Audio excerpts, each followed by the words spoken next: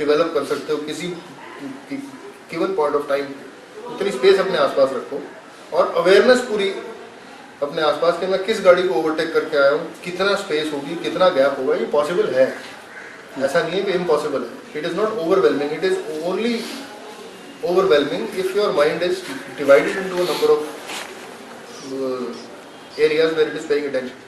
अगर आप सिर्फ राइडिंग पे अटेंशन दे रहे हो, अब like you said you had a feeling कि यहाँ जगह है, probably your mind was actually I had a gut feeling, मैंने देख लिया था, मेरी नज़र सर वहाँ चलेगी कि हाँ थोड़ी सी जगह है। वो डेटा है पीछे का जो एक्सेस तब किया ब्रेन ने पैनिक में कि पीछे भी खाली था।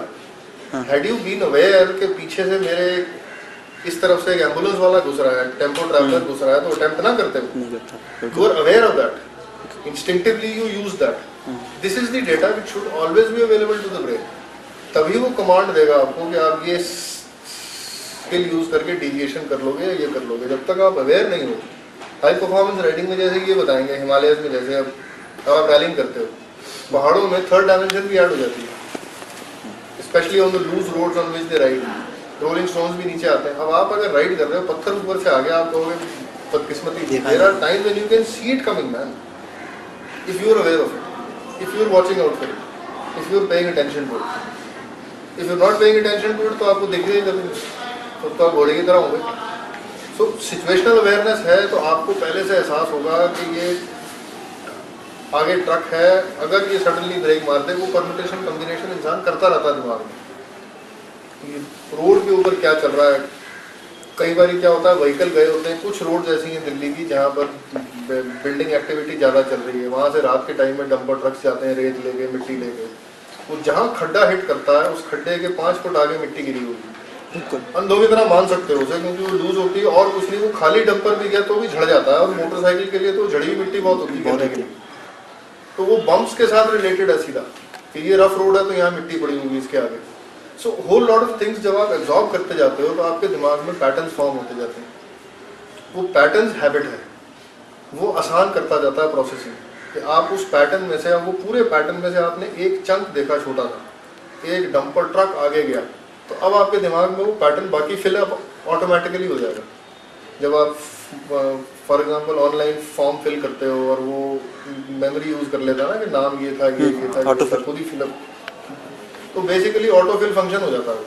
तो आप जितने पैटर्न्स बिल्ड कर लोगे, पैटर्न्स अवेयरनेस से बिल्ड करोगे, अवेयरनेस में से अब आप छोटी छोटी इनपुट्स लेके अब आपकी एफिशिएंसी बढ़ गई कि आपको एक छोटी सी इनपुट मिली, एक हिंट मिला, तो आपने एक पैटर्न फिल कर लिया, और वो पैटर्न ऑटोमेटिकली उसने आपको काफ़ी सारी possibilities shortest possible processing time में दे दी निकाल के। This is when you talk about it, it seems a very complex activity, it is something very natural. It is so natural कि आपको रोज सुबह उठ के अपने आप को याद नहीं कराना होता कि मुझे ब्रश करना है, क्यों करना है, मेरे दांत ऐसे हो जाएंगे, वैसे हो जाएंगे। You make it a routine, you make it a habit. So situational awareness एक दफ़ा हैबिट बना लोगे ना बिल्कुल, कि मुझे तो सिर्फ पता होना चाहिए यार मेरे आसपास क्या हो रहा है, कि जहाँ नहीं होगा वहाँ पर अनईजी होना शुरू हो जाएगा आदमी कि ये क्या कर रहा है यार मेरे पीछे, ये क्या कर रहा है। तो आप कुछ अपनी डिविएशन करके उसको मिरर में ले आओगे, टेढ़ी आंख से देख लोगे, पेरिफेरल यूज कर लोगे, you might do a whole lot of things to know कि ये अननोन वेरिएबल क्यों होता है।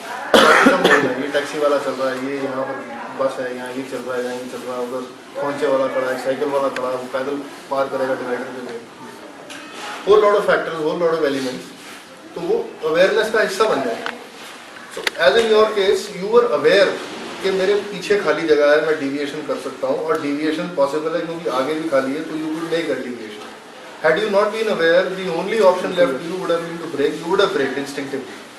And would have followed initially. और नो बजरी रोकते तो सही, बिल्कुल कोशिश तो करोगे। और बात भी ठीक है कि 70 पे 80 पे इम्पैक्ट करना और 40 पे करना, 40 बेहतर है, मुंह भी कम टूटेगा, बाइक भी कम टूटेगी, तो वो हार्ड चॉइस है, but you would have made it. तो वो awareness is a part which I cannot actually basically stress enough कि जब तक देखोगे नहीं आसपास, अवेयरनेस नहीं रखोगे, तब तक बहुत कष्ट हो जाएगा। स्किल बेकार है, यूज कहाँ करोगे, पता ही नहीं लगेगा कहाँ यूज करोगे। वो counter steering, braking, weight shifting, ये वो सब तामझाम आता है, सब चीज़ें सिखा भी दोगे 10 जनों को बिठा के, काम नहीं आएगी, समझ नहीं आएगी। काम कहाँ से आएगी। सर नाइट राइडिंग में सिचुएशनल अवेयरनेस का मतलब कैसे करने का, क्योंकि जहाँ पे जैसे स्ट्रीट लाइट्स नहीं रहती हैं, we are at a unknown place, let's say like Delhi और एनीवेयर एल्स, तो means what are the tips to be taken? यार आपका मेजर सोर्स ऑफ इंफॉर्मेशन तो सामने विजुअल है, बस तो हेडलाइट ही है। हाँ अब कई चीज़ें सेंसेस होती हैं, मैंने जैसे पहले भी एग्जांपल दिया था एक दफ़ा टॉक में, वो नाक वाला जो मेरे साथ हुआ था। हम लोग चिक्सर लेके वापस आ रहे थे, और भी लोग थे, बैंडेड और बाइक्स थी साथ में। तो पानीपत के बाद वाला पोर्शन दिल्ली का जो है बहुत बढ़िया सड़क है, वो तो एकदम 6 लेन इधर साइड चौड़ी है। हाँ अशोक आ जाओ। तो वहाँ से पानीपत वाला जो टोल रोड जो है उसको पार करके तो मेरे ख्याल 8-10 किलोमीटर आगे की बात है, रात का टाइम था 8:30 बजे के आसपास। चिक्सर पे मेरे ख्याल में 120 के आसपास मेंटेन कर रहा हूँ। हेडलाइट्स बहुत अच्छी है उस बाइक की, 4 बत्तियाँ मतलब ठीक ठाक 60 वॉट की, तो उसमें फर्स्ट क्लास दिखता है बड़े मजे से। तो मुझे काउडंग की बदबू आई गोबर की, मेरे ख्याल सर्दियों के आसपास का ही टाइम था, अक्टूबर-नवंबर के आसपास। खेत वेत में डाली होगी खाद वाद इन्होंने, तो आई मैं ख्याल भी आया कि ये this is basically break in the pattern, कि अभी हाल ही में बारिश भी नहीं हुई, तो जो खेत में अगर गोबर डाला हो तो महक आती है। और रात का टाइम है 8:30 बजे इस वक्त, और इस हाईवे के ऊपर गोबर की महक आनी नहीं चाहिए। जो एक इनपुट थी मेरे पास डेटा में, ब्रेक इन द पैटर्न था, इसने वार्निंग भी दी दिमाग में, पर उस चीज़ को उस पल इग्नोर कर दिया मैंने। तो 3 या 4 सेकंड के बाद में सड़क के बीच में कोई 20 फुट चौड़ा और 100 फुट लंबा गीले गोबर का पैच पड़ा। वो आगे एक डंपर जा रहा था गीला गोबर लेके, उसका पल्ला खुला हुआ था पीछे का, उसमें से वो जब एक्सेलरेट करता था वो गोबर गिरता था बाहर। I hit it straight on at 120, Gixxer इधर गई, पिछला हिस्सा यहाँ गया। 2 मिनट के बाद मतलब 2 पल के बाद तो समझ में आई मुझे, मैंने ये तो गई आज, चांसेस यही है। और ये भी ख्याल आया चोट तो क्या लगेगी, राइडिंग गियर पहना हुआ गंदा हो जाऊंगा पूरा। सही में जब 2 मिनट के बाद मालूम हो गया, मैंने कोई इनपुट नहीं दी, ना कोई ब्रेकिंग करी ना एक्सेलरेशन करी, सिर्फ होल्ड किया बाइक कि ये हिल तो रही है, पिछला हिस्सा हिल रहा है, अगला वाला ठीक पकड़ रहा है, तो मैं इस वक्त कुछ भी पंगा करूंगा तो गिरूंगा ही गिरूंगा। थ्रॉटल भी चॉप नहीं किया, होल्ड कर लिया थ्रॉटल वहीं का वहीं, वैसा का वैसे ही। अब मुझे टेंशन ये हो गई कि अगर मैंने साइडवेज एग्जिट किया तो मैं हाई साइड हो जाऊंगा, क्योंकि पीछे पहिए का ग्रिप अभी है नहीं, और एक इतना एहसास था कि एकदम से सूखी रोड आएगी, और उस सूखी रोड पे सडनली टायर अगर हिट किया पकड़ा उसने तो मुझे उछाल देगा वो। Thankfully I was almost straight जब मैंने वो आगे रोड हिट करी, ड्राइव रोड, तो बाइक हल्की सी हिल के सीधी हो गई, जान निकल गई मेरी, लेकिन हार्ट बीट मेरी 250 पहुँच गई कि आज तो हाथ पैर टूटे इसके ऊपर। और फिर बाइक है, कंपनी से बाइक आपने ली हुई है, एम्बैरेसिंग होता है बड़ा, क्योंकि अगर बाइक गिर गई तो अल्टीमेटली राइडर एरर तो है, कहीं ना कहीं आप ही गलती कर रहे थे तो ही आपसे बाइक गिरी है। तो वो मतलब ये कहने का कि वो my nose gave me the input कि यहाँ गोबर है, which is a break in the pattern, I should have listened to it, I should have chopped the throttle, थोड़ा उस वक्त धीरे हो जाता, मैं 80-90 पे भी आ जाता तो मुझे दिख जाता वो जल्दी। 120 नॉर्मल रोड सरफेस के लिए था, 80-90 खराब रोड के लिए है कि इस पर कुछ भी आ सकता है। It was a lesson, education है, वो तो कभी ख़त्म होती नहीं। सो दैट वे रात को तो आपके पास विजुअल इनपुट ही है सामने की, उसी को देख सकते हो, तो हेडलाइट के अंदर जो दिख रहा है उस हिसाब से उस रफ्तार पे चल सकते हो। There is no other way. हाँ, other vehicles headlights are useful, but down in the plains at times headlight के बिना लोग चला लेते हैं। पहाड़ों में ये सुख है, मैंने आज तक 20-22 साल में पहाड़ में किसी को बत्ती के बिना रात को चलाते नहीं देखा, मुझे कोई नहीं मिला आज तक। बिल्कुल, इतना बड़ा पागल होंगे there could be, but I have never come across anyone. So in the hills it is a lot easier at night compared to riding in the day. Hills पर रात को इतनी अच्छी पेस मेंटेन होती है, क्योंकि एक तो आप रोड स्पीड वाइज बहुत तेज तो चल नहीं सकते पहाड़ पर, 40-50-60 के लिए तो वो राजदूत की हेडलाइट भी बहुत होती थी, आजकल की तो बहुत अच्छी, इनमें तो ठीक ठाक इल्यूमिनेशन होती है। दूसरे व्हीकल्स हेडलाइट यूज़ करते हैं तो ब्लाइंड कॉर्नर्स के बाहर विजन है आपका सीधा, क्योंकि आपको उसकी हेडलाइट दिख जाती है। और कई बार ऐसा दिख जाता है कि वो आपको यही पता लग जाता है कि वो 2 मोड़ काटे हैं उसने, फिर आया तो आपको रोड भी पता लग गई उस तरफ अंधेरे में कि यहाँ से मुड़ने के बाद 2 मोड़ है, क्योंकि वो बीम उसकी पूरी पहाड़ पे ऐसे स्कैन करती, तो उसने एक मोड़ काटा तो ऐसे काटा, फिर एक मोड़ काटा तो ऐसे काटा, so you can learn. third dimension becomes blind. हाँ, third dimension is blind of course, वो तो रात को राम भरोसे राम भरोसे है तो वो तो कोई ऑप्शन नहीं है उसमें। और बताओ कुछ ख्याल आता तो यार। Sir, about riding in night and in heavy rain. Because एक बार मैं गया था and from Kurukshetra to my home in Chandigarh, it was like raining, बहुत ज़्यादा रेन थी और वाइजर था, उठ नहीं सकता था, वो पूरे वाइजर पे बारिश हो रही थी एंड मैं कंफ्यूज हो गया कि किस तरफ जाऊँ। रात का टाइम था, बारिश हो रही थी, वाइजर खोल नहीं सकते थे, वाइजर पे पानी था, बिल्कुल ब्लाइंड।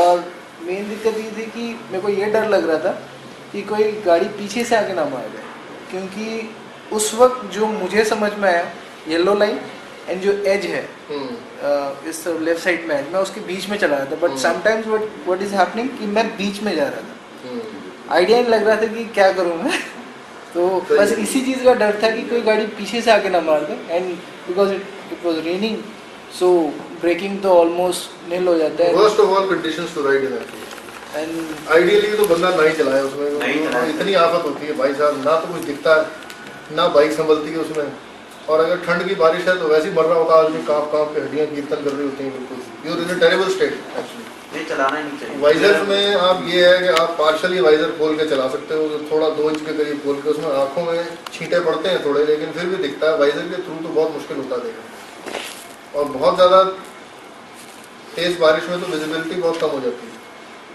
हाँ, कोई पागल उसमें भी आता है जो तेज आ रहा होता है गाड़ी में, क्योंकि गाड़ी में अल्टीमेटली 4 पहिए हैं, तो वो कुछ भी करेगा, ज़्यादा से ज़्यादा घूम ही जाएगी ना, पलटेगी तो नहीं, बाइक वाले को डर लगता है। पर what you were doing was that आप पेरिफेरल में अपने 2 विजुअल रेफरेंस लेके चल रहे थे, एक तरफ डिवाइडर है, एक तरफ एक वाइट मार्कर है, तो कोई भी ऐसा मार्कर लेके आइडियली लेफ्ट साइड ही मेंटेन करनी है, सबसे सेफ वही रहती है। बट सर लेफ्ट साइड में ये था कि मैं ज़्यादा लेफ्ट हो गया तो मिट्टी में उतर जाऊंगा तो फिर गिर जाऊंगा। हाँ, मतलब जैसे उसमें ये था कि जो उस तरह की सड़कें हैं, राइट साइड में कोई वो नहीं है, बस डाउन है, खेत जैसा है, तो वहाँ पे ये हो रहा था कि अगर ज़्यादा लेफ्ट हो गया तो मैं नीचे चला जाऊँगा, ज़्यादा राइट हो गया तो पीछे से कोई गाड़ी मार दी। हाँ, पता नहीं, तो उस केस में कोई ऐसा कुछ कि मतलब स्टॉप रुकने का तो ऑप्शन था, बट धीरे चल सकते हैं। और अगर बड़ी इमरजेंसी है, कहीं पहुंच रही है, मिडिल ऑफ नोवेयर हो, बरसात आ गई है, तो वो तो आप धीरे धीरे चल के पहुंचोगे। It is a struggle, it becomes a fight, it is the kind of thing you talk about later on. Though this kind of ride is pretty unglamorous, क्योंकि इसमें स्पीड इन्वॉल्व नहीं है, तो आप बाद में किसी को बताओगे बड़ी मुश्किल थी यार, मैं 20 पे चल के 1 घंटे में पहुंचा, अगला बोर हो जाता है सुन के। वैसे people are more interested in कि मैंने 300 किलोमीटर का डिस्टेंस मैंने सारा 2 घंटे में कर लिया यार, उसको तेरी तेज चलाया होगा तूने टाइम ना। It is one real hard ride actually, but a very unglamorous hard ride.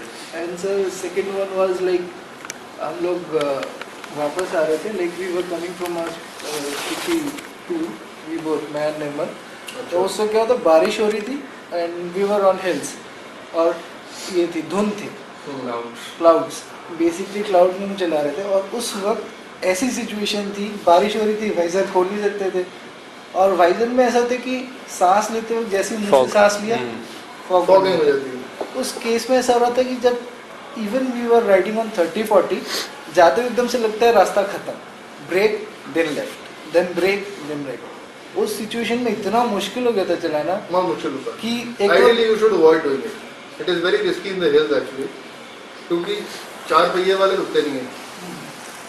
And moreover there are times which I have also faced personally that you don't realise that you actually hit a turn till you realise that the road has ended और आगे मिट्टी है, तो फिर आप वहाँ से मोड़ते हो, which is very dicey actually. कि आप 20-25 की स्पीड पे भी हुए तो अक्रॉस द रोड तो आपके पास डिस्टेंस नहीं है ना।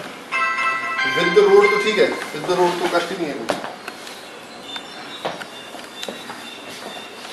विद द रोड तो कोई प्रॉब्लम नहीं है, बट अक्रॉस द रोड तो कितना 30 फुट होगा ज़्यादा से ज़्यादा, बढ़िया अगर अच्छी खासी सड़क है, चौड़ी सड़क है, तो 18-20 फुट की सड़कें होती हैं पहाड़ों पे, स्टेट हाईवे अंदर के, And so वो वो डिस्टेंस ही कुछ नहीं है। कहीं जगह से सीधा डेड ड्रॉप होता है। हाँ यार इवन अगर 12 फुट 15 फुट का भी ड्रॉप है तो आपकी हड्डियाँ तोड़ देगा, बाइक तोड़ देगा। 1000 फुट है तो यू शुड बी थैंकफुल कि खत्म ही हो गया सीन। वो भी नहीं है ना फिर तो। It was very like पता नहीं क्या था, हम लोग चला रहे थे, हाँ। we were in a hurry कि नेक्स्ट डे पहुंचने ही कष्ट वही होता है ना कि टाइम फ्रेम में फंसे होते हो। और अगर बाइक राइड कर रहे हो आइडियली टूर्स के ऊपर एक आधा दिन रखा करो बफर का, क्योंकि पहाड़ों में मौसम का पता नहीं है। आइडियली वही करो, एक्चुअली कोई नहीं करता। मैं भी किया एक्चुअली कई दफा गलतियां सर करी। भी ऑलवेज ओवरशूट आवर टाइमलाइन। जो भी टाइम्स होते हैं, जो हमने टारगेट्स रखे होते हैं कि इतने टाइम तक यहाँ तक पहुँचना है। राइडिंग सी आप टारगेट ओरिएंटेड राइडिंग कर लोगे ना कि मेरे पास 10 घंटे है, मुझे यहाँ पहुँचना है, वो रेस में भी नहीं करते यार ये लोग। They just ride eight their best ability और कुछ नहीं। टाइमिंग अपने आप होता है, timing happens by itself. You chase timing, you asking for trouble. क्योंकि फिर तो एक सोचने का वेरिएबल और डाल लिया आपने, आप कुछ ना करते हुए भी क्रॉस चेक करते रहोगे अपने आप को। You constantly want to know how am I doing, how am I doing, how am I doing. तो वो वैसे ही अपने लिए प्रेशर बिल्डअप कर रहे हो, वो तो आइडियल तरीका नहीं है। Even if you are hard pressed for time, just do your best. So basically in rain stress add मत करो। हाँ you have to stop, मतलब रुक जाओ कहीं पे। नहीं, सी rain is not a problem. Wet roads are something you can handle easily. Visibility is a problem. So if you cannot see, then the others also cannot see. So you just weigh the cost and the benefit of a certain situation. अब अगर हालात ऐसे हैं कि चलना ही पड़ रहा है, मैं भी चला हूँ ऐसे भी, तो ये भी चले होंगे, बाकी सब भी चले होंगे ऐसे, तो ठीक है चलना है तो चलना ही है, रिस्क लेते हो आप। पर ये वो मतलब एक्चुअली बहादुरी नहीं है। और पहाड़ों पर ना मौसम थोड़ा ये अवेयरनेस बनाओ। अगर पहाड़ों पर घूमते हो तो थोड़ा मौसम रीड करना सीखो। आजकल तो इंटरनेट है, महान चीज़ है, वो तो सब कुछ मिल जाता है उसको। कैसा क्लाउड इंडिकेट करता है कि कल बरसात होगी, बड़ा लोकल से Interesting पूछ था। लेना चाहिए, टैक्सी ड्राइवर से पूछ लोकल लेना से चाहिए। पूछ लो, बस वालों से पूछ लो, जो रहने सर वाले वो हैं, आप पैटर्न इसके पता वाले है। इशू में आप लिखे थे ना कि क्या वो इंसेक्ट का वो भी काउंट कर लेंगे क्या?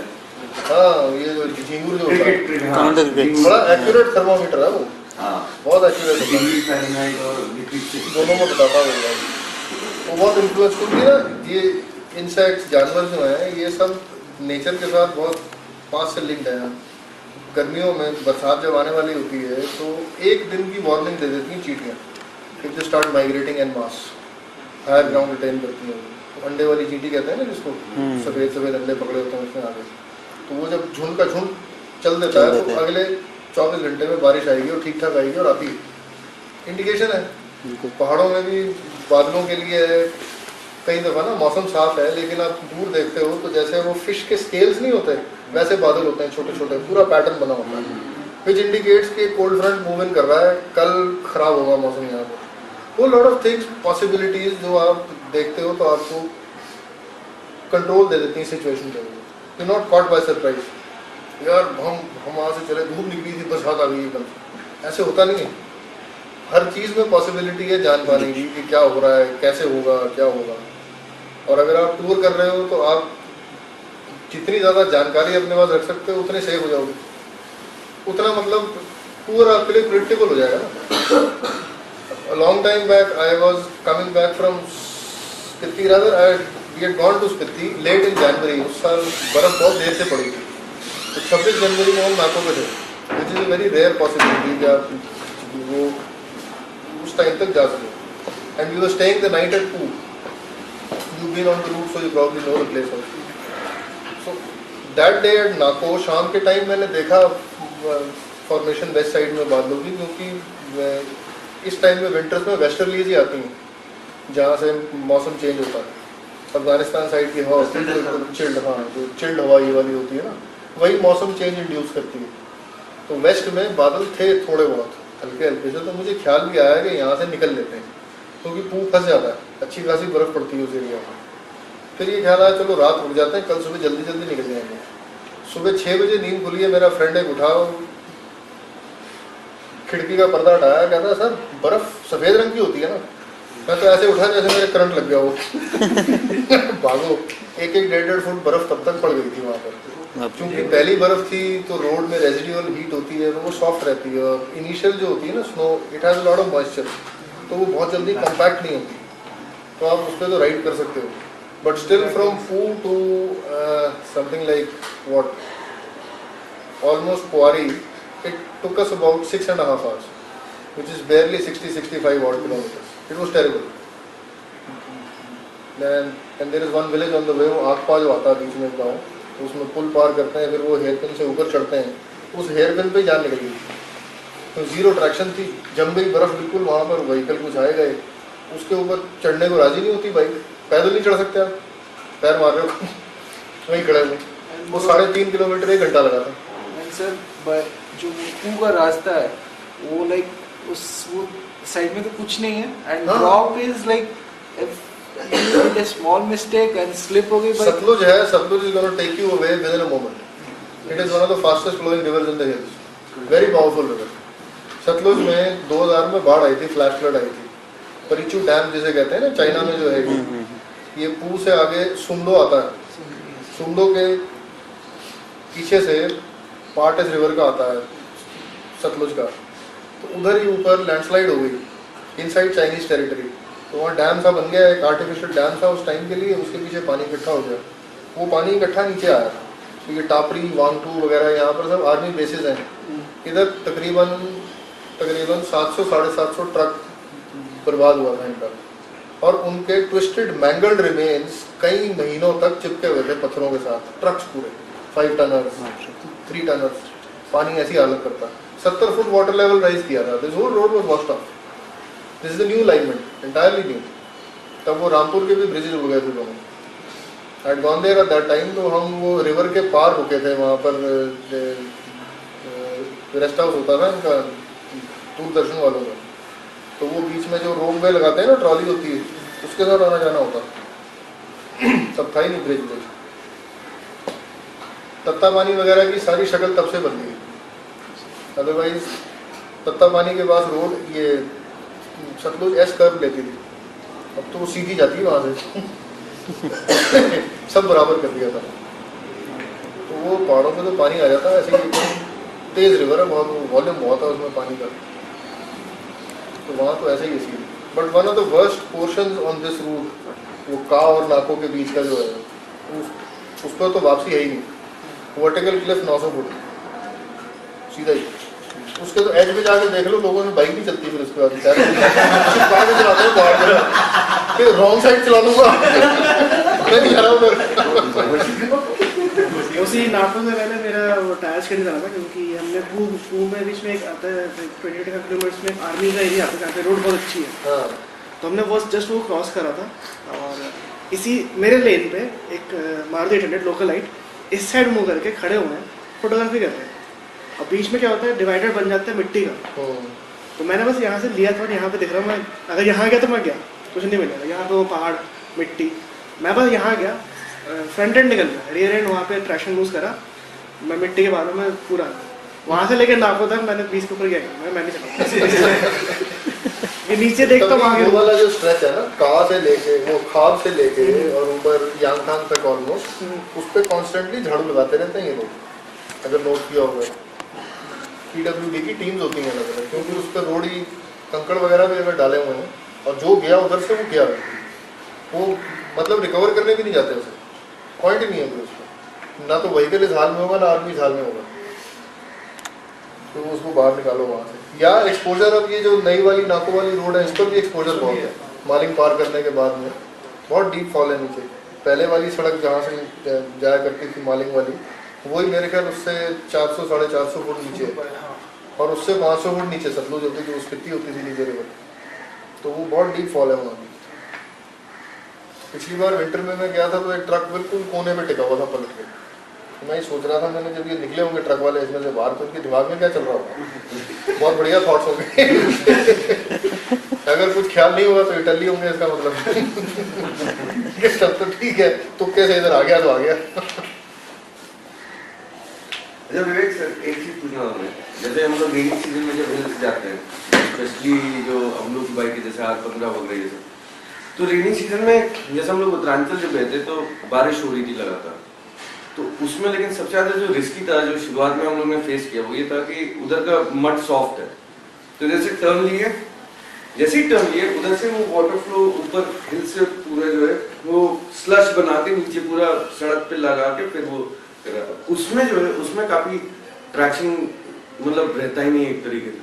तो एक दो बार शुरुआत में हुआ था कि मेरी भी बाइक मतलब निकलने वाली थी, या कि हाँ पता लग गया कि भाई आप यही संभाले रहो वरना कुछ भी गए तो गए। तो उस केस में क्या करना चाहिए, क्योंकि उसमें तो कोई ट्रैक्शन पकड़ता नहीं है और हिल में दिखता भी नहीं है कि आगे का। अगर आपको पैदल जाना हो तो क्या करोगे? तो क्या देख के जनरली जो भी ऐसी हैजार्डस जगह होती है ना, जो एक्स्ट्रा नो प्रॉब्लम, ठीक है, चेयर कम ऑन, जहाँ पहचान सरफेस चेंज होता है। अगर हम पैदल में मतलब डाउनहिल आ रहे हैं, पहाड़ पे ट्रैकिंग करते हुए चढ़ रहे हैं, अगर हम एक ऐसा पत्थर देखिएगा ना इसके नीचे ज़्यादा बैलेंस नहीं है तो हम जल्दी भाग के चढ़ जाते हैं। वहाँ भी यही करना चाहिए। वहाँ अगर आपको लग रहा है कि अचानक स्लश आ गया तो पीछे वाला फ्रंट रियर एंड तो भूल जाओ, आप घुटने से कस के टैंक को ग्रैब कर लो। और अगर आप छोटे गियर में नहीं हो, मतलब सेकंड ऑनवर्ड्स हो, तो थ्रॉटल लो। मतलब ये मीन टू से कि पूरा वेट अपना फ्रंट पे दे दो? नहीं, पूरा आगे झुकना नहीं है आपको। आपका जो चिन है वो हैंडल के आप ऊपर होनी चाहिए, इतना आगे रहना है, ठीक है, ताकि वेट आपका ना हिप्स उठ जाए थोड़े से, आधा इंच भी काफ़ी है, और फुट रेस्ट पे वेट रहे और टैंक कस के पकड़ लो ताकि बाइक लेफ्ट राइट रह जाए। बस ऐसा कोई भी स्लश नहीं है जो आपको गिरा दे। क्योंकि हम लोग जब गए थे तो अच्छा खासा बारिश मिला था, और वो जो स्लश जब आती थी ना, that was like a good flow, no multi बहुत, और उसमें कंकड़ पत्थर सब मिले रहते थे। और ऐसे the hardest thing about off roading, इनसे भी बात करता हूँ और जो एहसास भी है मुझे, वो क्या है कि ऑफ रोडिंग में टारमैक राइडिंग से आपकी कई चीज़ें रिवर्स करनी पड़ती हैं। For example, they have a very simple way of expressing my worst nightmare. ये कहते हैं खोल दे यार उसे। मतलब जिधर आप ट्रैक्शन लूज करते हो, you are supposed to throttle up, you are not supposed to brake. Now when you hit a turn, आप इमेजिन कुंजुम से उतर रहे हो, मिट्टी है, लूज मिट्टी है, पत्थर है उसके नीचे, हेयर पिन है, और आप 30 पे आ रहे हो, 35 पे आ रहे हो, आप हनुमान चालीसा तो पहले ही पढ़ रहे हो। बस मैं तो अपनी लिमिट पे हूँ, फीलिंग वेरी ब्रेव, परमवीर चक्कर लगा चुके हैं इधर भी एक इधर भी। और अब वो आगे मोड़ आ गया, जब आपको एहसास हुआ कि ये तो बिल्कुल ही लूज सैंड है यहाँ पे, तो अब आपका इंस्टिंक्ट होगा कि मैं इसे रोक लूँ किसी तरीके से, मैं आराम से पैर लगा के निकाल लूँ। इनका और खोल दे। क्या रास्ता ढूंढ लूँगा पहले खोल। This is the hardest part two actually learn. जब आप ऑफ रोडिंग करोगे, कहीं पर भी ऑफ रोडिंग करते हो, किसी को भी देखो, वो उस वक्त थ्रॉटल अप करता है जिस वक्त आप ब्रेकिंग करोगे, इंस्टिंक्टिवली थ्रॉटल शट करोगे tarmac, which is what he is telling you कि जब तूने मिट्टी देखी है तो तू पिछला भूल जा, पिछला तो इन लाइन आ जाएगा, अगर अगला ठीक है तो अपराइट कर ले बाइक को, वेट अगले पहिए पे डाल लो, थोड़ा सा हिप उठा लिया आपने, फुट पैक्स वे कर लिए और थ्रॉटल खोल दो कि जैसे ही पहिए को जहाँ ट्रैक्शन मिलेगी वो धक्का दे देगा, बाइक को निकाल देगा, वो धक्का देके निकालेगा। You have to force your way through slush. सबसे इंपॉर्टेंट टैंक को होल्ड करना, हाँ, वरना फुट पैक से पैर स्लिप हो जाएगा, कई बार ऐसा होता है। अच्छा, टैंक को कस के पकड़ना, घुटने के बचो। वैसे ही off road this applies also to loose mud, like जैसे अभी हम मसवार घाट वगैरह गए थे तो वहाँ पे मतलब इतने करीब लूज मड मिले थे आराम से। और उसमें क्या सबसे ज्यादा गंदा चीज था, उस लूज मड के अंदर देवर लाइक बड़े बड़े पत्थर भी थे, पॉट होल्स भी थे, तो पता तो लगता नहीं था। एक्चुअली पत्थर से ट्रैक्शन मिल रहा था ना आपको। हाँ, तो अब उसमें अगर हम हल्का सा आगे like it? पत्थर से ट्रैक्शन मिल रहा होगा, ध्यान दो। पत्थर न्यूसेंस नहीं है, वही तो चलाएगा आगे। मतलब मैं जब अपना हल्का सा बॉडी वेट आगे शिफ्ट करके चल रहा था तो गाड़ी धस जा रही थी। धस रही थी? हाँ, तभी थ्रॉटल कम होगा। हाँ हो सकता है थ्रॉटल। तो इसमें क्या मतलब पीछे के लूज मड में पीछे के टायर पे वेट देके जस्ट मतलब नॉर्मल बैठ के गिर जाओगे, फ्रंट एंड छूट गया तो बाइक भी मुश्किल हो जाएगा ऑफ रोड पे। अच्छा, फ्रंट एंड नहीं जाना चाहिए, फ्रंट एंड नहीं जाना चाहिए, पीछे का पकड़ना पड़े कोई बात नहीं। अभी I just upgraded to from 150 to 650, ये सेम सोलघाट रोड में। R15 का कोई इशू नहीं था। 650 का प्रॉब्लम ये है, it's about 230 kgs and he bought a Ninja 650 है। तो उसमें क्या है, मेरा इशू ये था that it is so heavy you can't change direction. Yes. भूल जाते, direction changing is different. Now इसमें क्या हो रहा है, फ्रंट एंड दब जा रहा है अंदर कंप्लीटली इनटू द साइड,